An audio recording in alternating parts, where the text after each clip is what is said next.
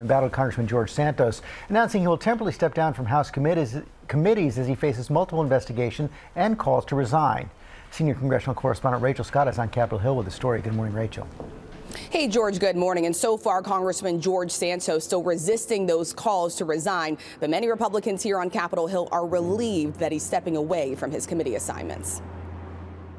This morning, facing growing calls to resign, embattled Congressman George Santos making one concession, stepping down from his committee assignments on Capitol Hill. Did McCarthy tell you to step away from the committees, or did you make this decision? Nobody tells me to do anything. Speaker McCarthy has a razor-thin majority and has held off on criticizing Santos as he faces multiple investigations. I think it was an appropriate decision that until he can clear everything up, he's off the committees right now. The congressman said he worked for Goldman Sachs and Citigroup. He didn't. That he graduated from college. Not true. That his grandparents survived the Holocaust and his mother was in the 9/11 attacks. All of that a lie. And this morning, ABC News speaking exclusively with multiple men who say they dated Santos in the past, describing those relationships as toxic, saying he promised green cards and used an alias. Santos did not respond to our request for comment. Back in his home district, even voters who supported him say he needs to step down.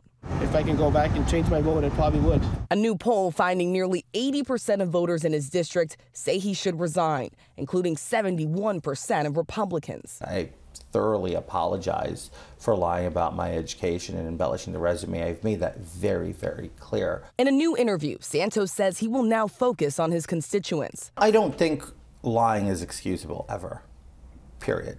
What I might have done during the campaign does not reflect what is being done in the office. But he remains defiant, vowing to finish his term. Are you considering resigning? No, I'm not.